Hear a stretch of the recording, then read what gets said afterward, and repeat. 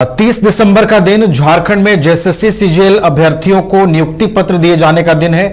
लेकिन अभ्यर्थियों का एक तबका ऐसा भी है जो ये मांग कर रहा है कि सब कुछ पारदर्शी तरीके से हो और नियुक्ति में सबको समान हक दिया जाए। आपको बता दें कि दिव्यांग कोटे के लिए अलग से सीटें आरक्षित होती हैं, लेकिन इस बार जो नियुक्ति पत्रों का वितरण होने वाला है उसमें पारदर्शी तरीके से चीजों को नहीं किया जा रहा है और इन्हीं मांगों को लेकर जो अभ्यर्थी हैं वो अपनी आवाज सरकार तक पहुंचाने की कोशिश कर रहे हैं। इस वक्त हमारे साथ 3 अभ्यर्थी हमारे स्टूडियो में मौजूद हैं। तीनों से हम मिलेंगे और जानेंगे क्या कुछ उनकी समस्याएं हैं। हमारे साथ राहुल कुमार जुड़े हुए हैं, इसके अलावा घनश्याम जी हमारे साथ जुड़े हुए हैं और प्रिया पांडे भी हमारे साथ जुड़ी हुई हैं। क्या कुछ समस्याएं हैं, तीनों से बारी बारी समझेंगे। सबसे पहले घनश्याम जी के पास चलेंगे।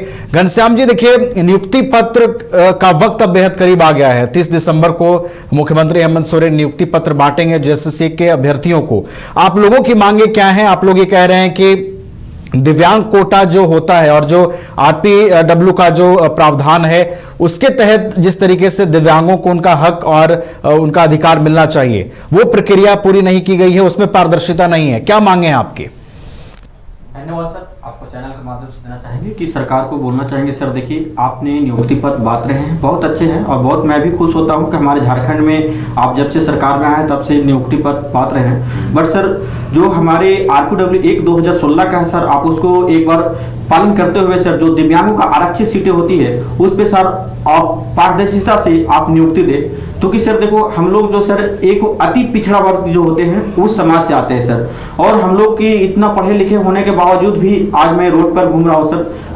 मैं अपने पेट चलाने के लिए, अपने घर परिवार चलाने के लिए मजबूरन हूँ। आप देखिए सर, अभी जो है कोटिवार पूरी रिजल्ट दिया गया है, जनरल, ओबीसी, एसटी सारी का कोटिवार रिजल्ट है। बस उसमें सर विकलांगों का जो पीडब्ल्यू जो होता है आरपीडब्ल्यू 1, उसमें कोई भी विकलांग ना तो रोल नंबर दिखाया जा रहा है ना तो उनका कटअप दिखाया जा रहा है, जो कि सर हम लोग बहुत मेहनत से इस एग्जाम के लिए तैयारी किए थे और तैयारी करने के बाद भी सोचे थे हमारा रिजल्ट होगा और मुझे नौकरी इसमें लग जाएगी, बट नहीं हुआ सर। और एक तो त्रुटि रह गई थी सर विभाग के द्वारा कि जब हमारा एडमिट कार्ड जारी किया गया था उसमें सर जो सब्जेक्ट कोड जो होता है विषय, उसमें सर सब्जेक्ट कोड पेपर 3 का 01 था और पेपर 1 का भी सब्जेक्ट कोड 01 था, जो कि दोनों सेम कोड होने के कारण मेरा सर रिजल्ट कंप्यूटर के द्वारा नहीं रीड होने के वजह से मेरा रिजल्ट सर शो नहीं हो रहा है। जिसके लिए सर मैं सरकार से मांग करता हूं और कि हमारे रिजल्ट को एक बार पारदर्शिता से चेक किया जाए और उसके सर हम लोग का भी नियुक्ति पत्र में शामिल किया जाए सर, ताकि मैं झारखंड का आगे बढ़ाने के लिए। देखिए घनश्याम जी, तो क्या रिजल्ट को पारदर्शी तरीके से आप लोग चेक किए जाने की बातें कह रहे हैं, तो क्या रिजल्ट में भी कहीं त्रुटियां आप लोगों को नजर आ रही हैं? जी, रिजल्ट में सर त्रुटि है सर। देखिए एसटी ओबीसी जो सभी का कैटेगरी वाइज रिजल्ट दिया गया सर, मगर रिजल्ट में देख सकते हैं कि उसमें जो है पीएच दिव्यांगों का कोई रिजल्ट नहीं वहां पर शो नहीं किया गया, इसका कितना परसेंट पे खत्म उठाया गया है, कितना नंबर पे उठाया गया है और कितना कैंडिडेट को उठाया गया है। अगर देखिए सर 2025 सीटों पर वैकेंसी सरकार ने ली थी, उसको अगर मैं कैलकुलेशन करके बताऊं 2025 का 4% के हिसाब से तो हम लोग का सर 81 सीटें बनती है। जो 81 सीटें सर अगर मिल जाती है तो झारखंड के दिव्यांग सर बेरोजगार नहीं रहेंगे और उनको नौकरी अच्छे से मिल जाएंगी सर। 81 सीटें हमारे लिए होते हैं और उस सीटों पर सर सरकार से वादा करते हैं कि वो हमारी सीट है उसे आप हमारे ही दें, क्योंकि हम लोग तो सर ऐसे भी दिव्यांग हैं, हम किधर जाएं बताए, पढ़े लिखे बहुत उम्मीद से हमारे माँ बाप भी पढ़ाते हैं, हमारे बच्चे पढ़ लिख जाएंगे, थोड़ा अच्छा अपने पैर पे खड़ा हो जाएंगे, मगर आज भी सर इतना पढ़ने के बाद भी मैं बेरोजगार घूम रहा हूँ, मैं अपने घर परिवार चलाने लायक नहीं हूँ सर। चलिए, तो ये दुर्भाग्य की बात है कि 81 सीटों की जो मांग है सरकार उस दिशा में ठोस पहल नहीं कर रही है। प्रिया जी भी हमारे साथ जुड़ी हुई हैं। प्रिया जी, आप कुछ कहना चाह रही थी जो रिजल्ट को लेकर त्रुटि है और आप लोग जिस तरीकों से संतुष्ट नहीं हैं उन चीजों को लेकर क्या कहना चाहेंगे आप? जैसे घनश्याम जी ने बताया कि ये आरपीडब्ल्यू बीडी एक्ट के तहत 2016 में दिया गया है कि भारत के जितने भी सरकारी गैर सरकारी संस्थानों में वहाँ पे पीएच कैंडिडेट मतलब जितने भी दिव्यांग कोटा के लोग हैं उनके लिए 4% का आरक्षण है, लेकिन झारखंड सरकार इस चीज का अच्छे से पालन नहीं कर रही है। हमारा झारखंड सरकार से यही निवेदन है कि उस चीज का अच्छे से पालन करे, जैसे वो बाकी कैटेगरी के रिजल्ट जारी किए उसी तरह हमारे अभी रिजल्ट जारी करा जाए कि आखिर वो कितने नंबर पे कैंडिडेट को उठाए हैं, कैंडिडेट का सिलेक्शन हुआ है या नहीं हुआ वो भी हमें नहीं पता है। कि दिव्यांग कैटेगरी से अगर आप स्टूडेंट लिए तो उनका रोल नंबर भी तो शो होना चाहिए, लेकिन उन लोगों का रोल नंबर भी शो नहीं हो रहा है। तो हम लोग कैसे माने कि हम लोगों को हमारा हक दिया जा रहा है?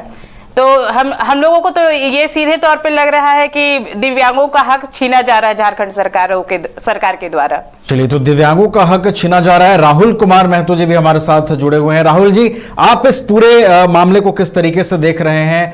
81 सीट दिव्यांगों के लिए बनते हैं, लेकिन इस दिशा में कोई ठोस पहल नहीं हो रही है, और जो अच्छे खासे पढ़े लिखे दिव्यांग जो डिजर्व करते हैं नियुक्ति, वो सड़क पर हैं। आप इस पर क्या रिएक्ट करना चाहेंगे? सर, हमारी मांग यही है कि जो झारखंड सरकार ने जेसीसी सीजीएल का रिजल्ट जारी किया, तो उसमें एक होना चाहिए, कटअप निकालना चाहिए कि आप जो भी कटअप रहता, ओबीसी रहता, ST SC general pH candidate, सबका अलग कैटेगरी रहता है, उसमें कटअप रहता सबका अलग अलग। तो उससे पता चलता है कि जो भी स्टूडेंट है या हैंडीकैप है या ओबीसी जो भी जनरल हो, तो उसका पता चलता है कि अगर जो भी स्टूडेंट है उसका कटअप से पता चलता है कि नंबर कितना आया है, वो इस मतलब कटअप क्वालिफाई कर पाया कि नहीं कर पाया, वो रिजल्ट जानना जरूरी। तो वो मैं इच्छुक था कि मैं जानना चाहता कि मेरा मार्क्स कितना आया ओवरव्यू, तो मैंने वो चीज़ देखा नहीं। तो इसीलिए मैं मतलब झारखंड सरकार से गुजारिश करता हूँ कि आप जो हमारी दिव्यांगजनों के जो रिजल्ट है, वो रिजल्ट को सही मायने पे आप सही तरीके से दे देते हैं तो उससे दिक्कत ना होती। अभी मैं इस जगह पे नहीं आता, बस यही। अच्छा घनश्याम जी, रिजल्ट को लेकर देखिए लगातार त्रुटि आप लोग जाहिर कर रहे हैं, तो क्या रिजल्ट फिर से प्रकाशित हो? आप लोगों की ये भी मांग है कि आप लोग? जी सर, मेरा मांग ये है कि सर मैं बताना चाहते हैं कि सर जिस दिन से रिजल्ट आया है, मैं मुख्यमंत्री से मिलने के लिए मैं तत्पर हूँ। मैं वहाँ पे सचिवालय में लेटर भी दिया हूँ। लेटर देने के बावजूद भी वहाँ ओएसडी जो साहब है वो मिलने का परमिशन नहीं देते, बोलते हैं कि यहाँ मुख्यमंत्री साहब आवास में नहीं मिलते हैं। तो मैं उनको बोला सर मैं लेकिन घनश्याम जी, बाकी के और अभ्यर्थियों की मुलाकात हुई है। अगर आप कई मामलों को देखेंगे, कई विषयों को लेकर अभ्यर्थी जाते हैं तो मुख्यमंत्री मुलाकात करते हैं उनसे। आपकी प्रयास कहां तक पहुंची थी कि मुलाकात नहीं हो पाई? क्या वहां से आश्वासन मिला आपको? वहां से आश्वासन मिला कि यहाँ पे मुख्यमंत्री आवास में नहीं मिलते हैं, मुख्यमंत्री जो प्रोजेक्ट भवन धुरवा में मिलते हैं। तो मैंने धुरवा भी गया, बट वहां बोला नहीं, वो तो अपने आवास में ही मिलते हैं, तो वहां से नहीं मिलने दिया जा रहा ओएसडी के द्वारा। हम सोचे थे कि मुख्यमंत्री साहब हमसे एक बार फेस टू फेस बात कर लेंगे, हमारा काम वहीं से सॉर्ट आउट हो जाएगा, मगर वो नहीं हुआ। आप देखिए आनंद फानंद में कल जो है नियुक्ति पत्र बांटा जा रहा है, तो हम लोग का लास्ट कदम उठाते हुए यहाँ पे आना पड़ा।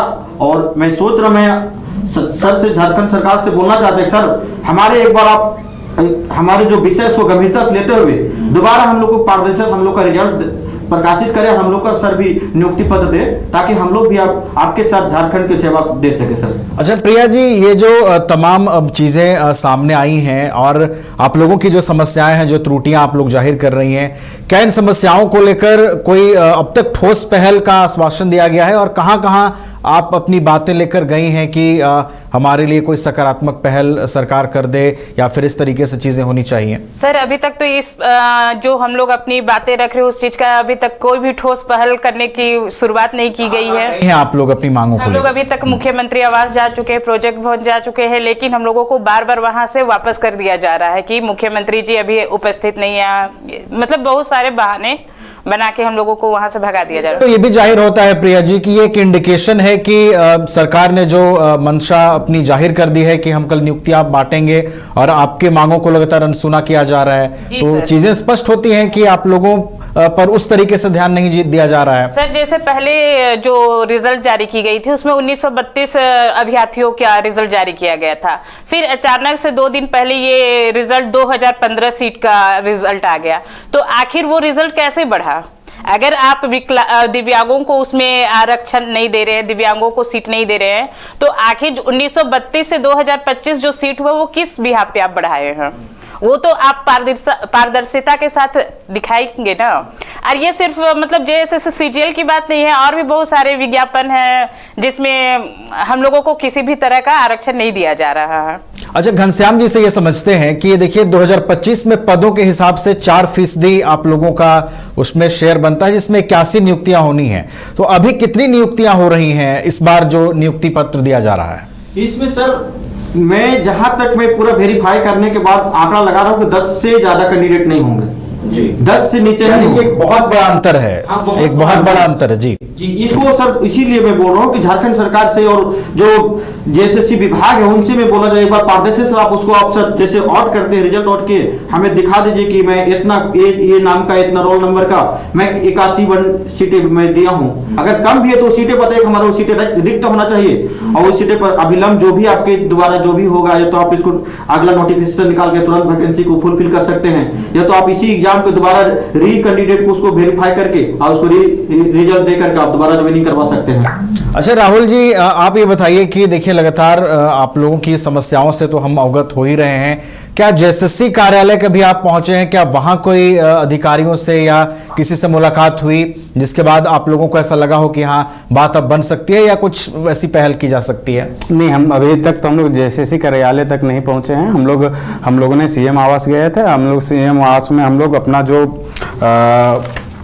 पत्र है हम लोग ने पत्र दिया वहाँ पे, तो हम लोग को वहाँ पे बोला गया कि टाइम दिया गया कि 2-4 दिन के। पत्र में आप लोगों ने किन चीजों को मेंशन किया था, जरा दर्शकों को बताइए वो राहुल जी। हम लोगों ने मेंशन किया हुआ था कि जेएसएससी सीजीएल परीक्षा विज्ञापन संख्या 10/2023 एवं 11/2023 के संबंध में इसमें हाँ जी इसमें हम लोग लिखे थे RPWBD एक्ट के 2016 में दिव्यांगों को किसी भी सरकारी या गैर सरकारी भर्ती में 4% का कोटा आरक्षित है, लेकिन जेएसएससी सीजीएल विज्ञापन संख्या 10/2023 एवं 11/2023 में 2025 पदों का परीक्षा लिया गया, जिसका परिणाम 8/12/2025 जारी किया गया, जिसमें से 1932 लोगों का चयन हुआ, लेकिन दिव्यांगों की ना के बराबर परिणाम दिया गया, जबकि 2025 पदों के हिसाब से दिव्यांगों का 4% के हिसाब से 81 पद होता है। लेकिन दुर्भाग्य की बात यह है कि लेकिन इसमें दिव्यांगों का रिजर्व कोटा होने के बावजूद भी चयन प्रक्रिया में शामिल नहीं किया जा रहा। ठीक है, घनश्याम जी के पास वापस आएंगे। घनश्याम जी देखिए, आप लोग अपने आवेदन में यह भी लिखते हैं कि कोटिवार सभी के जो रिजल्ट हैं वो जारी किए गए हैं, लेकिन दिव्यांग इनसे बाहर हैं। सबसे गंभीर सवाल यही है कि जिनको सबसे अधिक आवश्यकता है और जो सबसे अधिक वहां पर पहुंचने की कोशिश में है, उनका रिजल्ट ही कोटिवार जारी नहीं किया गया है। तो क्या लगता है कहीं कोई विभागीय चूक इसमें हुई है या फिर कोटिवार रिजल्ट नहीं जारी करने के पीछे कोई और चीजें हैं? आप लोगों के दिमाग में क्या कुछ समझ आता है इसे देख? इसमें सर विभागीय तो है, इसमें सरकार को भी है कि जल्दी आनन फानन में जो काम हो रही है इतने जल्दी, ठीक आनन फानन में लेकर के जो ओरिजिनल कैंडिडेट है उनको ना मिल रहा है, जो इसमें जो डुप्लीकेट कैंडिडेट है वो इसमें अपना नौकरी लेके पक्का कर रहा है सर। हम लोग का यही आरोप है, इसलिए सरकार से मांग करते कि आप इसको एक बार सर यानी कि आप ये कह रहे हैं कि दिव्यांग का जो कोटा है उसमें भी कहीं ना कहीं फर्जीवाड़ा हो रहा है। हाँ, और जो वाकई डिजर्व करते हैं वहां पर जाना वो मिस आउट हो रहे हैं, वो मिस आउट हो रहे हैं जी। तो अब स्ट्रैटेजी आप लोगों की क्या होगी? जैसे देखिए कल नियुक्ति पत्र बंटना है और आज आप यहां अपनी बातें जरूर पहुंचाने की कोशिश कर रहे हैं, और हम भी तमाम दर्शकों के माध्यम से या जहां तक भी हमारे बातें पहुंच रही हैं, कोशिश ये होगी कि ये जो मांगे हैं और दिव्यांगों का जो हक है उन्हें निश्चित रूप से मिलना चाहिए, वो इसके हकदार हैं और उनका जो 4% हिस्सा बनता है उसके अनुरूप उन्हें नियुक्तियां मिलनी चाहिए। तो अगर आप ऐसा नहीं होता है और कल अगर नियुक्तियां बढ़ती हैं तो फिर आप लोगों की आगे की स्ट्रैटेजी क्या होने वाली? मैं सर देखो, मैं सरकार से आग्रह करते सर हम लोग का मजबूर ना किया जाए।